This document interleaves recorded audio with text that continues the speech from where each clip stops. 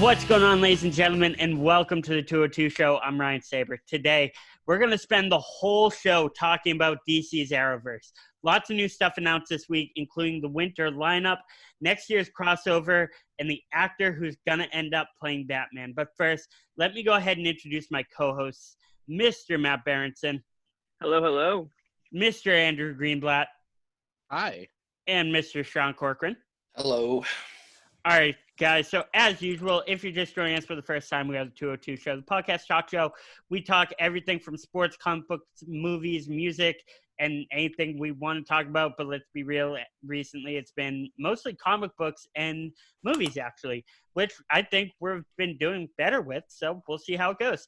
And we like it that way. So we post new videos every week. So make sure to subscribe down below and follow us on Twitter and Instagram at the 202 Show.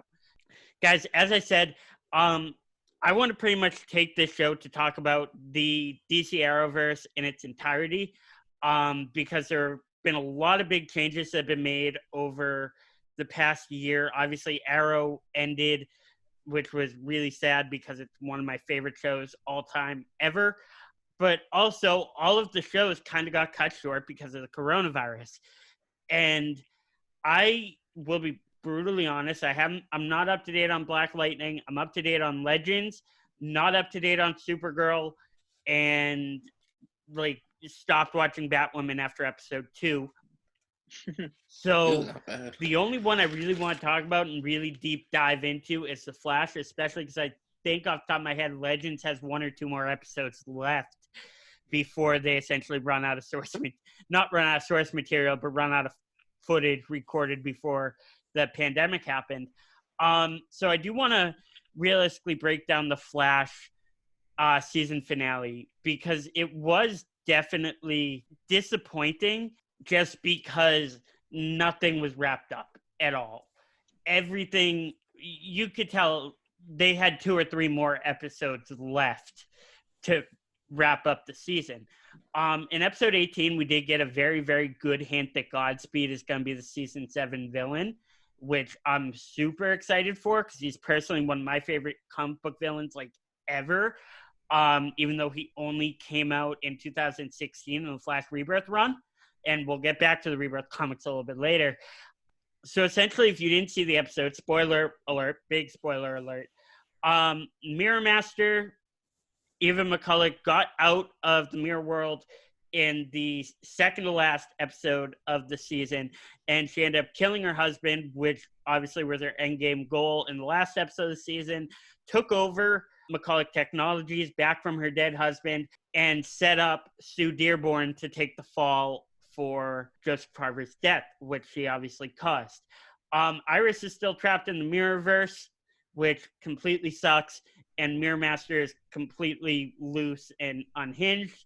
They did get Joe West back from protective custody, considering Joseph Carver died, so the hit on Joe West's head isn't really there anymore. We get left on a sense of, okay, we're going to move forward, and this is the last stretch. So you did feel like they did make it all the way up to the last stretch. And moving forward, the last thing they said before ending the episode was, okay, let's go save some people we love, which is the most Flash line in the world. But not to mention the fact that it's directing where they're going moving forward. And then, of course, there's that big cliffhanger where Iris is in the mirror world and then that just disappears Infinity War dust style. And the thing is, I don't actually know where that's going. When you're in the mirror world in the comics, you're in the mirror world. There's not really another mirror world to go to.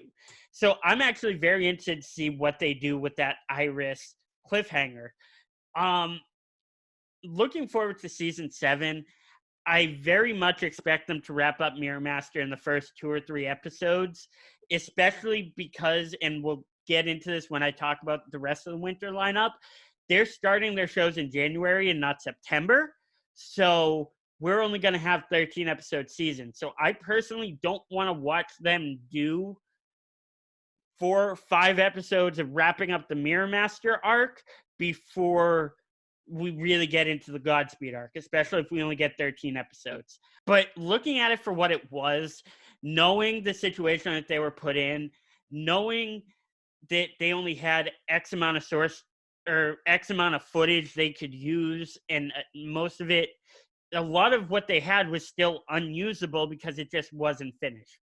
So knowing the predicament that they were in, I don't fault them that I didn't consider it a great season finale, but at the same time, I thought it was a good episode of The Flash. I just didn't want it to be left there. But I do want to look forward to the winter schedule, and that's when we'll kind of go into The Flash a little bit more in what we can expect. But the really big one I want to talk about is Superman and Lois. Before we go into that, let's just take a direct look. I closed the tab because I'm an idiot. So looking at the CW's winter schedule, of course, starting in January 21. Monday at 8, we're going to have All-American, which is on Netflix and a lot of people like. I haven't really watched it at all. Monday at 9, we're going to have Black Lightning. Then Tuesday, this is the big superhero hero day. 8 o'clock, we're getting The Flash. 9 o'clock, we're getting Superman and Lois, which we're going to spend realistically most of this episode talking about. Wednesday, we get Riverdale and Nancy Drew.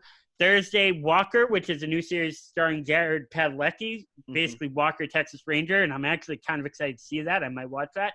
Then Legacies. Friday is comedy, and then Sunday's Batwoman and Charmed. So obviously, what a lot of people are first noticing is that Supergirl and Legends of Tomorrow aren't there. And simply put, Supergirl and Legends of Tomorrow are just going to start later in the year. Because again, everybody's only doing 13-episode seasons because they only have so much time to film and record good content. So Supergirl and Legends of Tomorrow is just going to come later down the line. I do want to talk about Superman and Lois because I really want your guys' opinion on this. And first of all, let me just say how absolutely stoked I am to finally get this show. I know you guys are so tired of hearing me say how Tyler Hoechlin is my favorite Superman actor that we've seen in a long time. In my opinion, he's the closest we've seen to the Christopher Reeve Superman from the 70s. I love Tyler Hoechlin's Superman. I love how cheery he is. I love how you just get the positive vibes from this character, and I really feel like the writing that this character has been given is just so much better than the writing Henry Cavill's been given in the movies. And I know Greenblatt and I talked about that on a previous episode, how Henry Cavill is a great Superman. It's just the writing's been such a train wreck that it really made me even more of a fan of the Tyler Hoechlin Superman.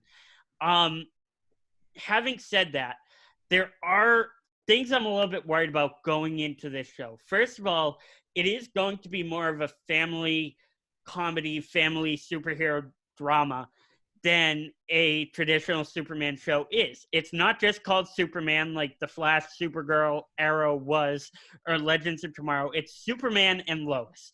So essentially, they're going to be trying to recapture the magic of the Lois and Clark show of the 1990s, which I've been rewatching. It's actually pretty good. Just too bad about essentially it's going to be more of a family type show with Superman, Lois, and the two sons that Superman just found out he had at the end of Crisis on Infinite Earths. One of them is 16 and one of them is 13. So we've never actually seen Superman in this situation before. So it is going to be some very original material. Of course, in the comic books, he does have his one son, Jonathan, who off the top of my head is somewhere between 10 and 13, but definitely not a 16-year-old son. So we haven't seen Superman in this situation before.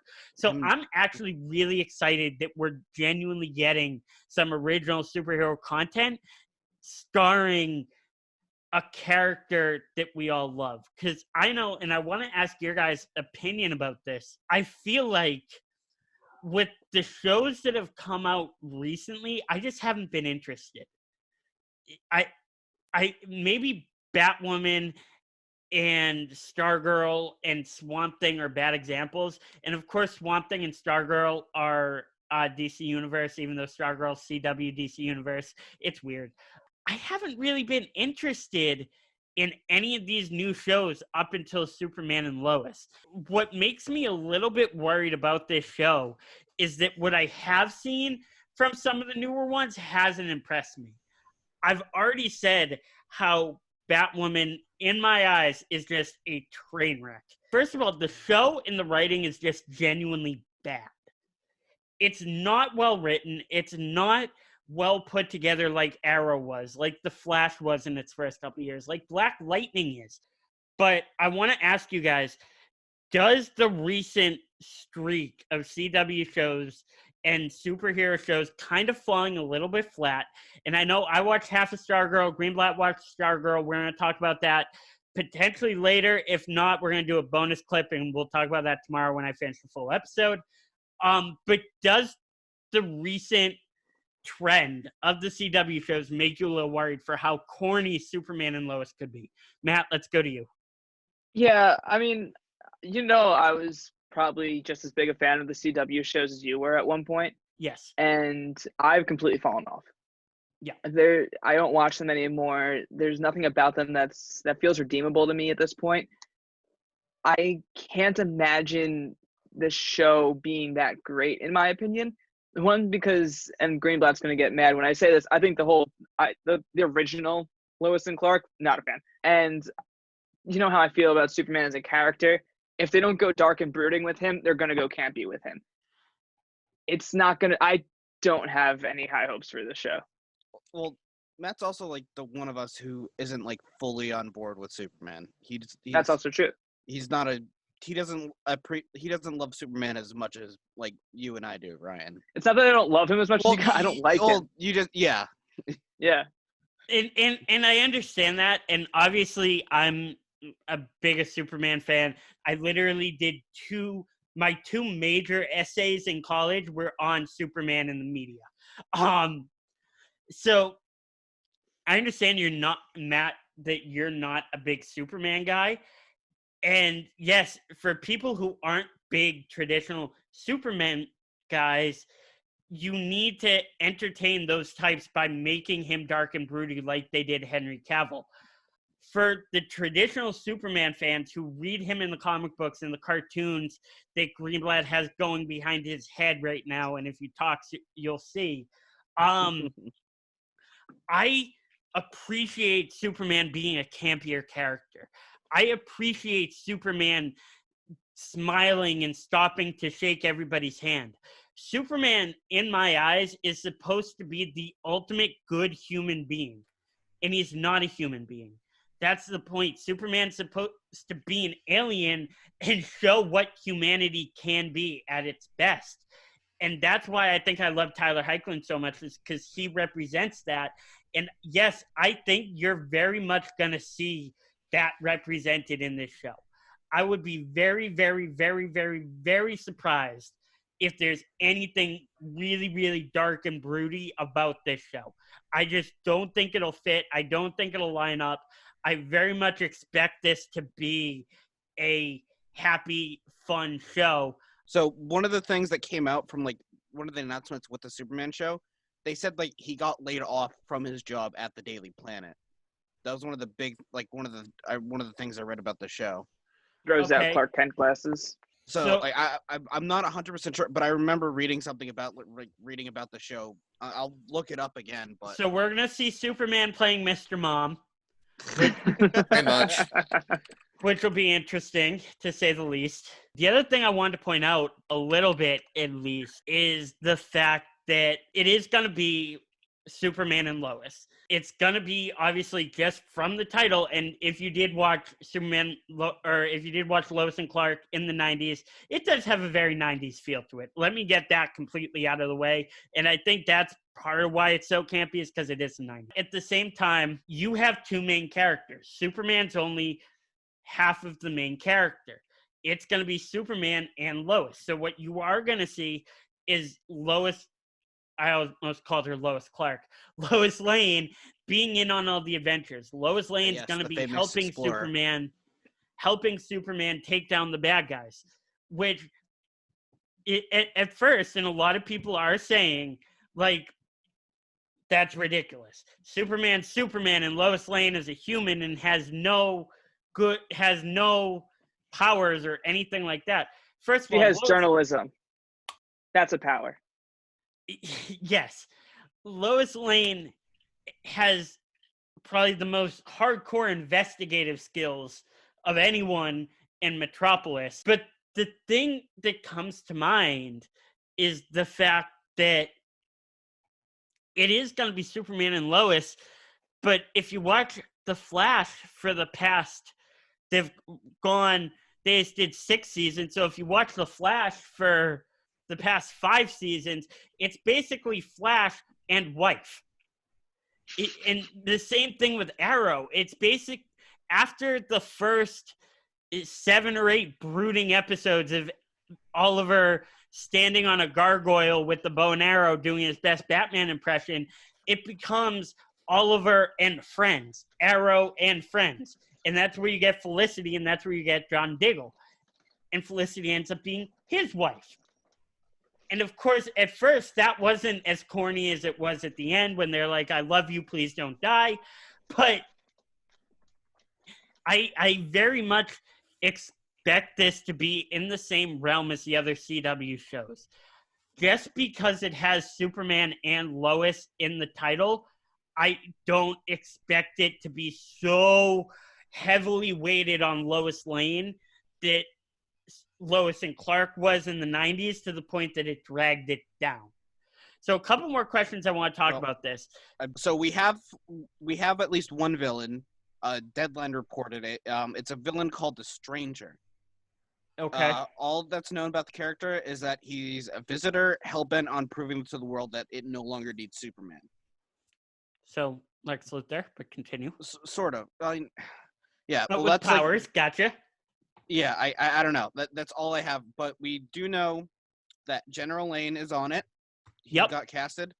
We also know one of my personal favorite characters, some Smallville nerd, Lana Lane. Lana Lang is going to be in the show. Yep, Lana's coming back. Yep, she's playing a loan officer at a bank. Love it. And she is married to a guy named Kyle Cushing in the show, who's Smallville's heroic fire chief. Okay. So Lana and Kyle, they also have a kid, super smart wild child with demons of her own, and befriends Lois and Clark's sons. So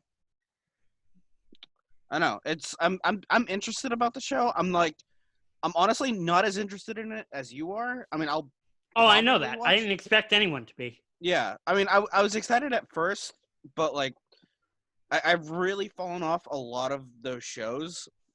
Like most shows I've stuck to, like the last, like I've been just in a process of rewatching shows. Like, because there's not really much else coming out. Yeah, but I don't know. I'm excited. I'm nervous and excited about it. What other prospective villains could they have come onto the show in the first season? Now remember, Lex Luthor's obviously already been done. We have John Cryer and Supergirl, who has died once already, then was brought back for Crisis. So, Sean, I want to ask you, aside from Lex Luthor and Metallo, who's already been done, what Superman villains would you want to see on the show early? That's a good question. Mxyzptlk's also been done already, too. Yep, Mxyzptlk's already been done. I almost said that Thomas one, but... Lennon did, from the clips I did see, Thomas Lennon did a great job as Mxyzptlk. Yeah, and the problem is I'm realizing now I'm giving you a really hard question because even Zod's been done already. I was just going to say Zod. That was going to be my guy, but obviously they've kind of already done it, so I wouldn't know where they would go with this one. I mean, you could go with the safe bet in Doomsday. Yeah, that's a good point. I mean, I know. I mean, I'm just saying, like, well, they've also done Lobo, too. Yeah, and did they do Lobo? Did I miss Lobo? Oh, no, I'm mixing it up with Krypton. Never mind. That's Krypton. Yeah, I was going to say, Lobo would be interesting. It would be good. Lobo would be amazing.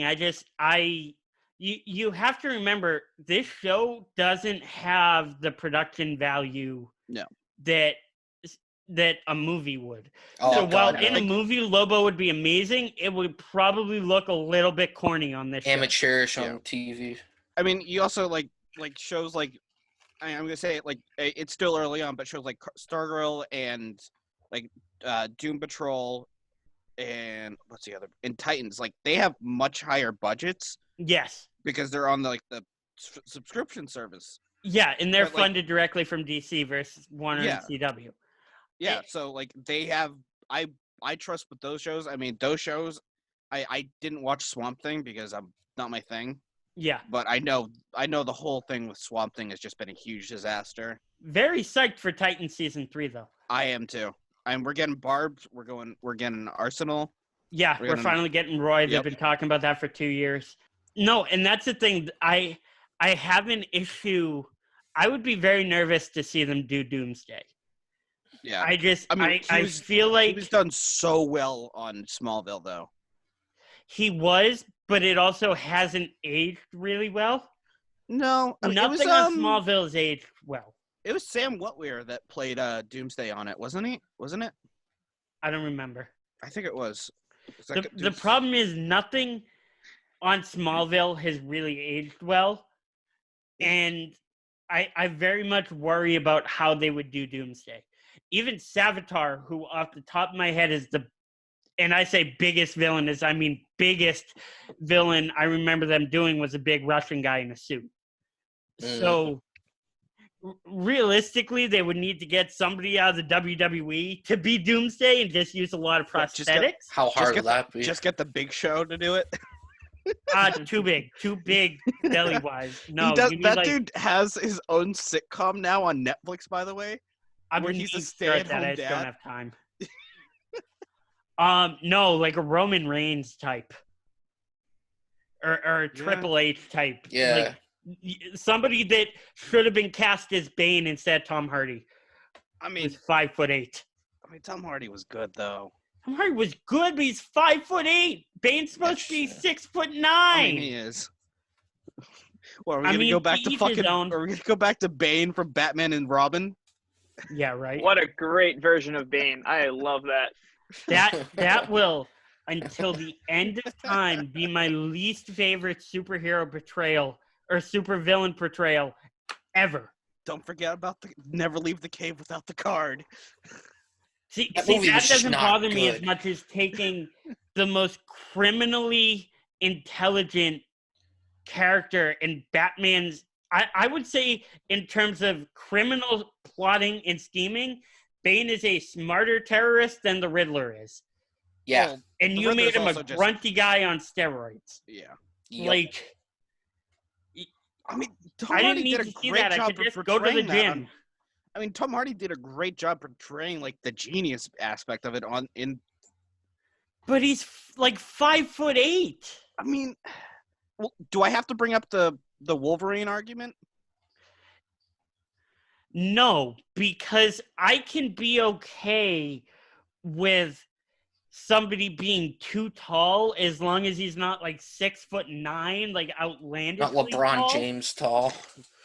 You can make somebody taller, but you can't make somebody shorter.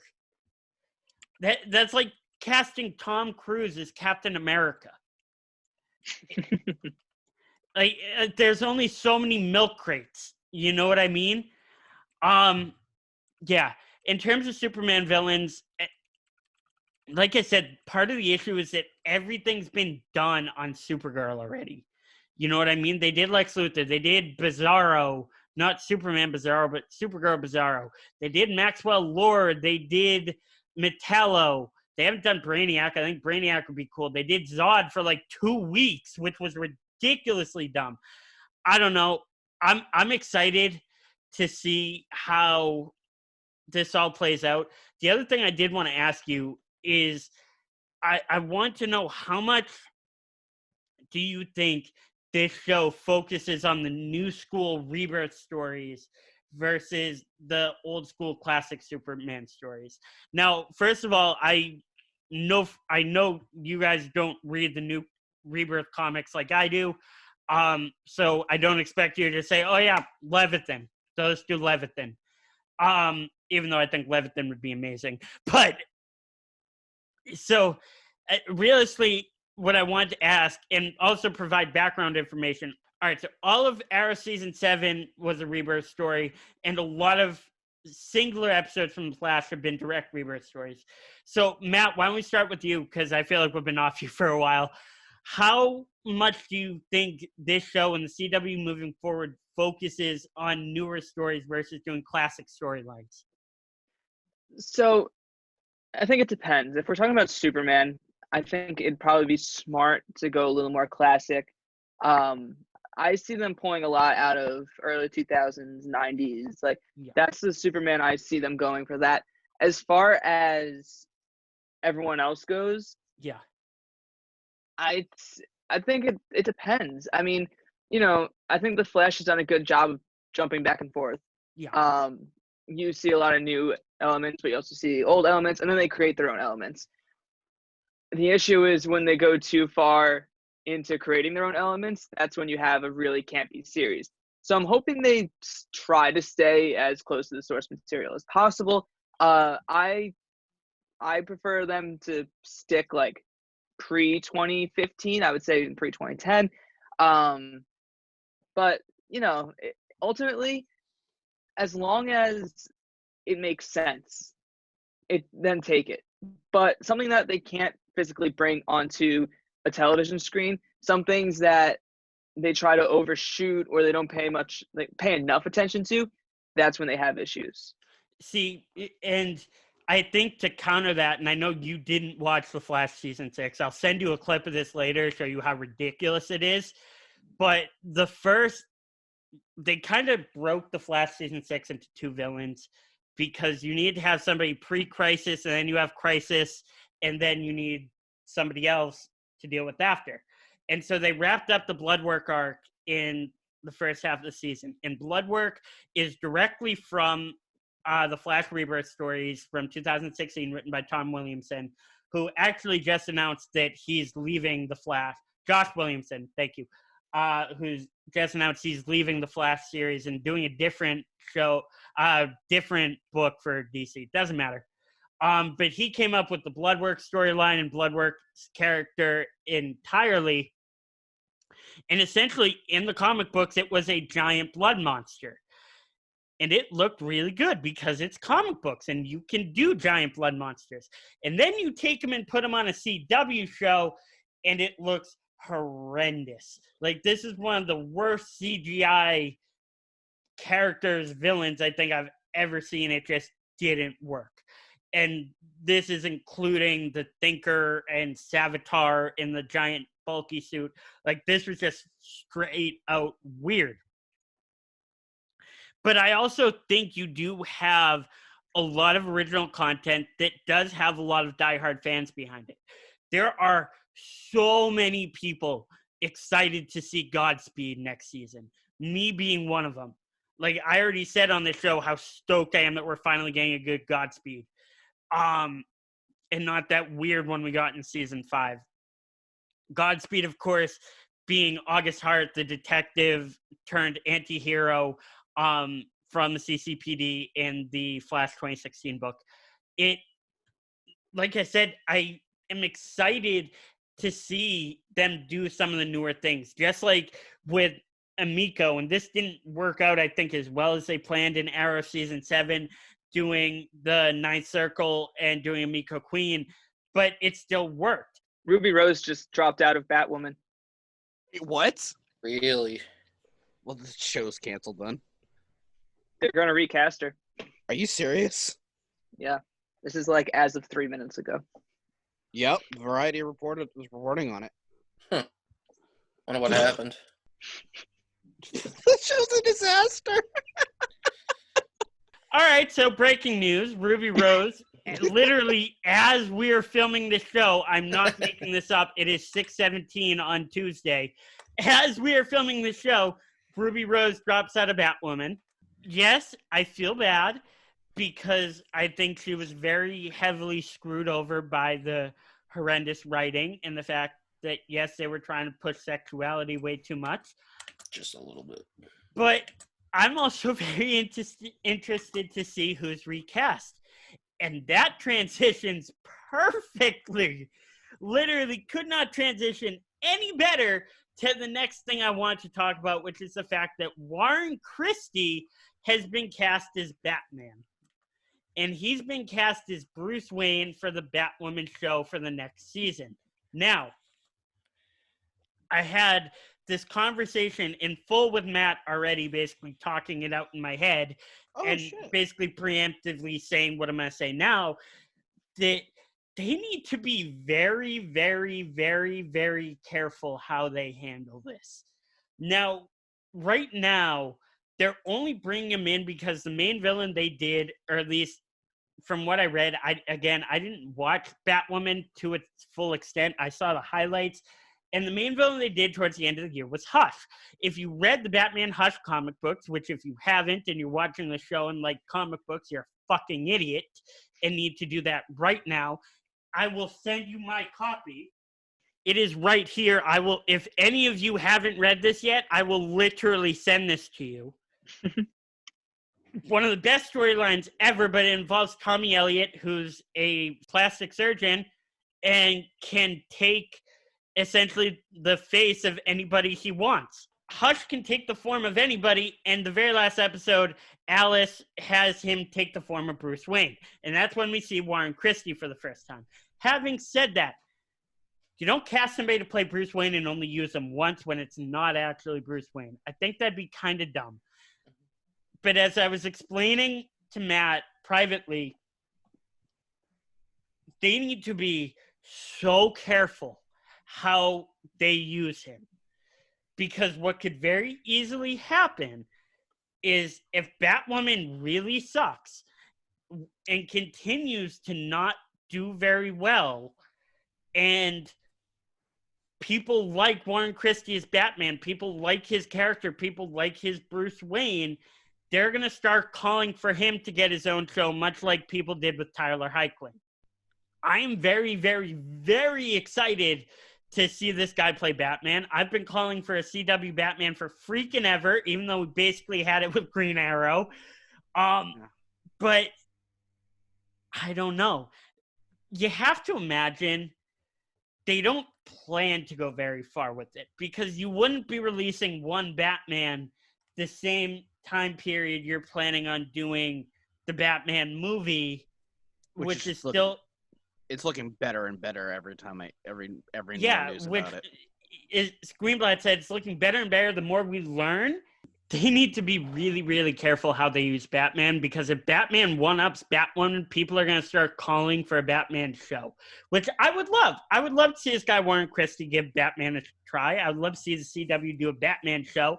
I don't think it will ever, ever, ever, ever, ever, ever, ever happen. But at the same time, I said the same thing about Superman. If they do it, I think get a different cast, but I think they should just put it on an HBO Max. Put it on HBO Max. If you want it done good, put it on the streaming service. Don't put it on the CW. Like, if you want it really well done with good production value, which is what I think we would want out of a Batman show. Yes and no. I wouldn't want a Batman show on the CW. That's one of the things I'm still hesitant about, with Superman and Lois. I would much rather a show with the character like Superman or Batman. Because that's what they're doing with the Green Lantern, I believe. Yeah. Okay. Yes and no. So here's the thing. One, I don't know if they'll be able to do this. If they were to hypothetically do a show, right? I don't know if they'd be able to do it on HBO Max, because it needs to stay on Earth 1, or what is now Earth Prime. It needs to stay on the same planet in the same Gotham that Batwoman is in right now. Why does it need to do that? Huh? Why does it need to be in the same universe? Because of Crisis.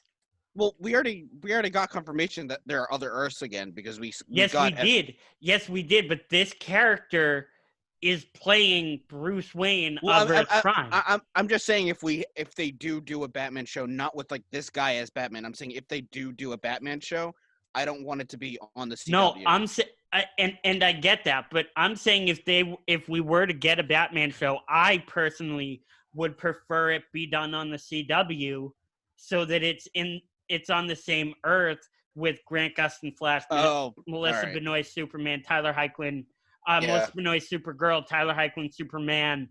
I'm blanking on the guy's name who plays Martian Manhunter. but you get the point. Even John Diggle, David Ramsey, Green Lantern. Oh yeah, I forgot they gave him the lantern. Right? Right. So no, I would love to see it done, but if it were to happen, it would end up completely one-upping Batwoman. And I think the only way it would happen is if Batwoman flopped. The problem is we're only going to see Flash for X amount of more seasons. I personally would love to see them get to 10, which was Smallville's record. The record is Supernatural. But Smallville got to 10. I would love to see the Flash get to 10.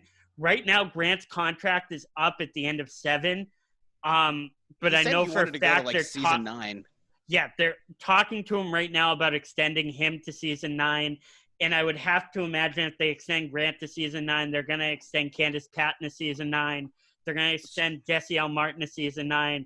I don't expect Carlos Valdez and Danielle Panabaker to go all the way to 9. That's not true. I could see Panabaker going to 9. I could see Hartley Sawyer, a long game man, going to 9. I don't know if I see Cisco going all the way to 9. So, real quick, I'm looking at the fall 2019 ratings. Yep. Like demographics. Batwoman is apparently the number 2 overall rated show. Doesn't matter. It's not very good. Yeah, so it's The Flash at number 1, Batwoman at number 2, and Riverdale at number 3, and Supergirl and Supernatural tied at number 4. Followed by Legacies, Arrow, All-American, Black Lightning, Nancy Drew, Charmed, and Dynasty. Where's Legends? Legends wasn't on in the fall. Yeah. Legends wasn't on until the winter. Okay. But yeah, so that's like some of the demographics that I'm seeing. But The Flash is still number 1. The Flash is on season 6. So that's what I'm saying. Well, no, I'm just saying I was wrong about Riverdale. Yeah, I honestly thought Riverdale had a higher viewership, but I mean, it's still the 3rd highest. No, Flash show. is number 1 easily. Yeah. But how many people are going to come back to watch Batwoman season 2? Like I said, I'm super stoked for the Superman show. I'm super stoked for the Flash moving forward, and I would love to see what they do with Warren Christie as Batman. So we are recording a little bit of bonus content. If you notice, I'm outside, and Greenblatt is the only other one here.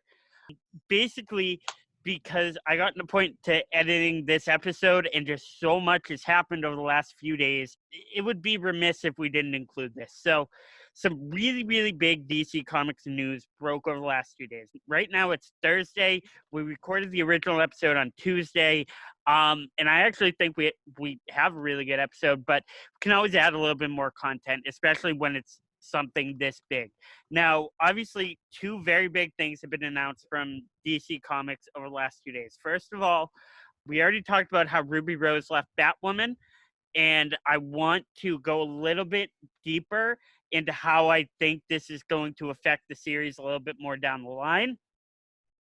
And then, of course, probably the biggest comic book news we've gotten in a while is the fact that the Zack Snyder cut of the 2017 Justice League movie is going to be released on HBO Max next year. And oh my God, we are very excited about this. Now, if you aren't familiar with what the hell the Snyder Cut means or what I'm talking about at all, essentially the Justice League movie that came out 2 years ago starring Henry Cavill as Superman, Gal Gadot as Wonder Woman, Ben Affleck as Bruce Wayne, Ezra Miller as The Flash, and so on. The movie itself was in what's called production hell for a very long time. There were rewrites of the script, reshoots of scenes. They had to do some crazy CGI stuff, then redo CGI stuff. Essentially had a whole movie out and realized, no, we hate this, and had to basically reshoot half of it. It wasn't an easy production to get done. And in the middle of that, the original director, Zack Snyder, his daughter committed suicide, very tragically, while this was in production, and Zack Snyder, because of that, had to drop out. Now, Joss Whedon directed the Avengers, and he directed Ultron 2, if I'm not mistaken. He's also responsible for creating some of the most iconic shows ever. Yes. Firefly, Buffy, Angel. And you want to talk Firefly? I'll talk Firefly all day. Different episode. Essentially, Joss Whedon is known as an action adventure sci-fi genius. Obviously, gave us the first Avengers, gave us the second Avengers, and so he stepped in. He was already involved in the rewrites and the reshoots and helping out with the process. But when Zack Snyder's daughter died, he stepped in full time as the director, and it was met with mixed reception, to say the least. I know at my first viewing of the movie, I thought, okay, that was fine. It wasn't great. Matt You and me hated both. it.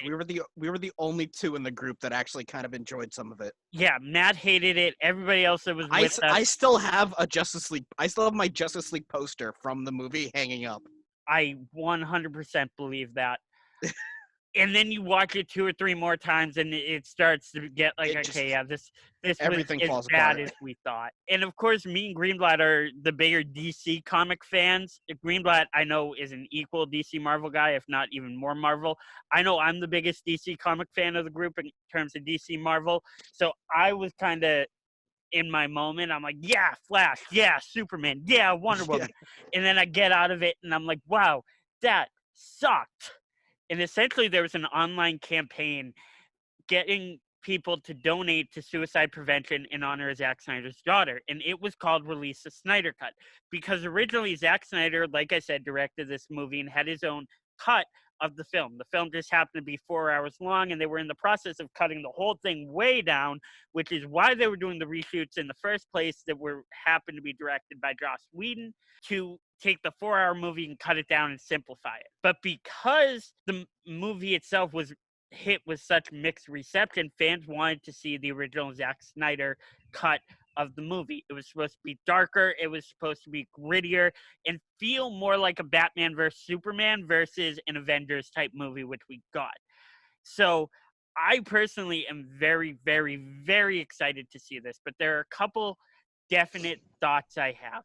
First of all, the runtime is 4 hours long, and I did talk to Matt. Matt's not on this episode, No. but I did talk to him 15 minutes ago, and the one thing he did say was, yeah, it's going to be too long. Like, Well, the thing, what they're going to be doing with it, like what's rumored is that he's going to release it as a 6-part like special, like for TV, like it's a TV thing. and that was my thought. It has to be in more than one piece. It has to. I mean, because you can't really do 4-hour long. You can't things. have somebody sit down and watch 4 straight hours of. I mean, Endgame as incredible of a movie it is it is long. I continually fast forward to the last hour. Oh, I do. I do some of the time travel part, like the time heist parts, because that's like I mean that's really I like some of those, but like I fast forward to once they get back and Romanoff and Black Widow's dead. And once they do that, then they do the snappy thing. Everyone comes back and the final battle starts. And from that point forward, Endgame's probably one of the best movies ever in terms of the last hour. But yes, it takes a while to get off the ground. And it's that's also the what I'm a highest little bit worried grossing about. movie of all time. Yes, highest grossing movie of all time.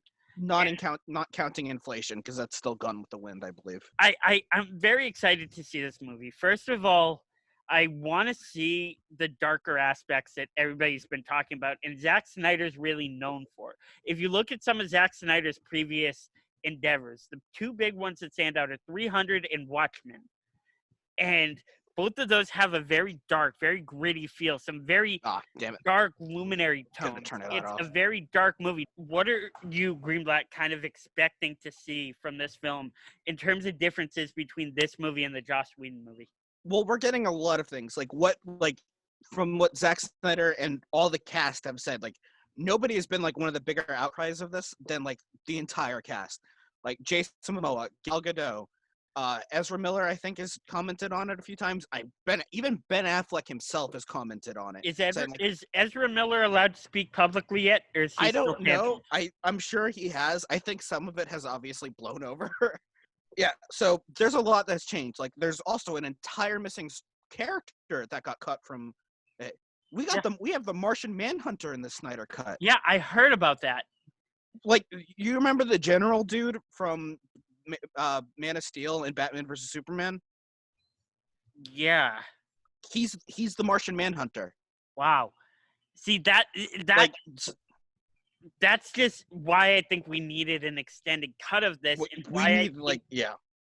those are the things that fans would have wanted that got cut from this movie. And that's kind of leading into what I expect. I expect to see more Easter eggs for the fans. Oh, yeah. Joe Manganiello talked about how the original post-credit scene for the Zack Snyder movie was supposed to be Batman and Deathstroke fighting each other, which would have been amazing. Incredible. It would have been incredible. So one of the things that I really expect to see from this in comparison to the original movie is a lot more comic book Easter eggs and a lot more comic book references and people like the Martian Manhunter and Deathstroke getting their own scenes. Maybe even Lex Luthor getting a bigger cameo.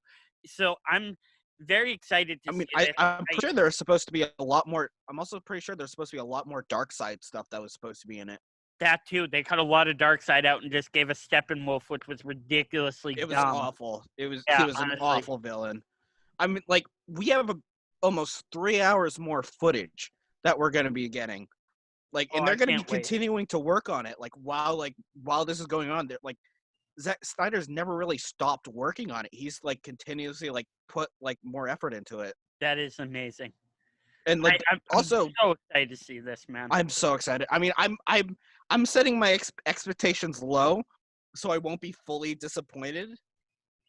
But I can't help but have high expectations because, like, I mean, I read a stat the other day.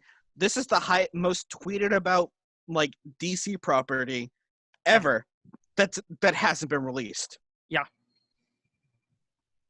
Well, release the Snyder Cut was a huge hashtag for a very long time. I mean, it happens like, I mean, I had a feeling it was going to eventually happen. Like it was going to be a big thing for HBO to like hook people onto HBO Max. Yeah. Like if they're not getting, if they weren't going to get the sign up numbers that they were going to get, this was their trump card. Oh, like, this is single-handedly getting me a sign up.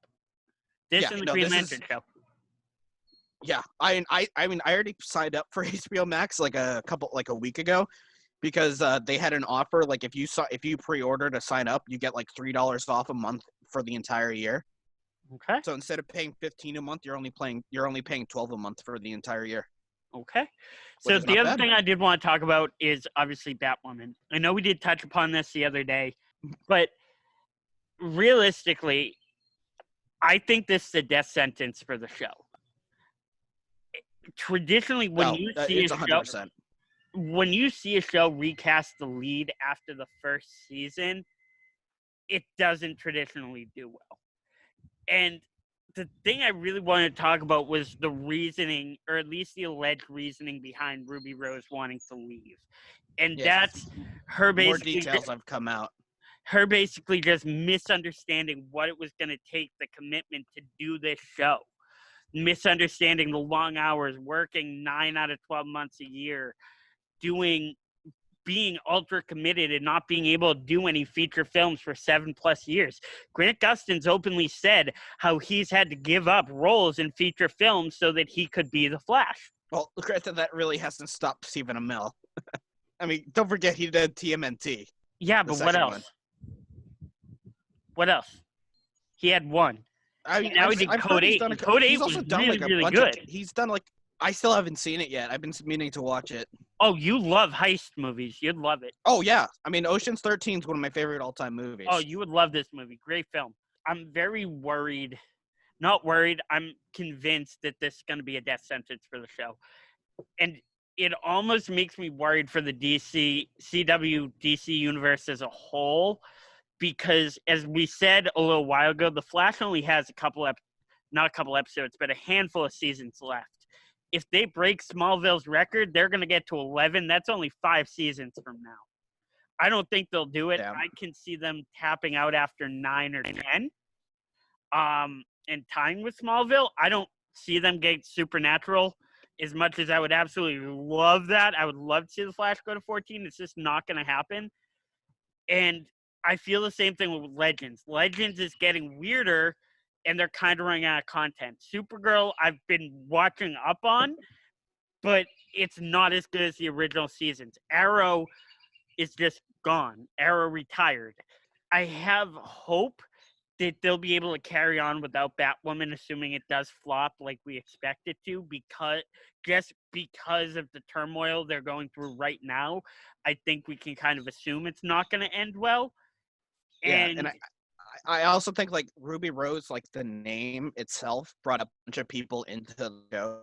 Well, itself, they're 'cause, gonna like, they're gonna try to get an LGBTQ actress for the role. Essentially, like I said, I'm very worried about the rest of the universe if Batwoman goes down, just because we haven't seen a show in the DC universe go down yet.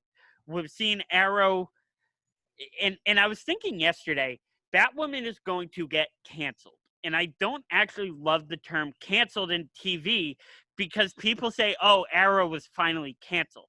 No, they're just Arrow ended went it. out on their own legs. Arrow, to me, canceled, and to make a sports analogy, is a player getting cut in the middle of his career and not finding another job. Because if you think about it, Supergirl got cut from CBS and then found another job. CW picked it up.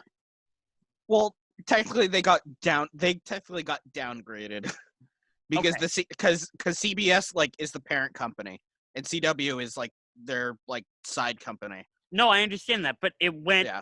It lost one job, went to another job. Yeah. See what I mean? They got sent down to the minors technically. Okay, there you go. Yeah. Arrow retired. Arrow had a long career, great career, played a bunch of great seasons, had some not so good seasons, and then went out at its own legs. They're what kicked off the whole like Arrowverse. Exactly. Batwoman's just gonna get cut and not find another job. It's gonna be like that Aquaman show. Yes. With Justin Hartley. Exactly. You saw the pilot for that, right? Oh yes, I did. And it makes me a little bit worried for the rest of the universe because I feel like if one goes out slowly, they're all going to start going out. And I really want this Superman show to work. I think like the Superman show is going to be fine just because of the start, like just because of the name Superman. And like, Tyler Hoechlin and Bitsy Tully. I think shows like Superman and The Flash and possibly Supergirl are going to be safe from this. I have no idea about Legends because, I mean, I know Legends has a really, like, loyal following. So does Black Lightning. Yeah, I have to watch Black Lightning. I enjoyed, like, good. You're missing out, Black Lightning. I watched the first season as it was airing. Yeah, and I fell off. I just jumped on the Netflix train. I still have to watch. I still haven't finished Young Justice, by the way. I've still only watched the first 3 episodes. I haven't watched any more of it. It's not as good as season 1 or 2. Oh yeah, I mean obviously, but it's definitely not as good as season 1 or 2. No. And all right, so that is going to wrap up the episode, guys. Thank you for watching. Next week, I promise we're going to talk about Stargirl because we do keep blowing it off, and I need to finish that episode. But yeah, thank you for watching. Make sure you subscribe down below and follow us on Twitter and Instagram at 202 Show. Have a great, fantabulous evening.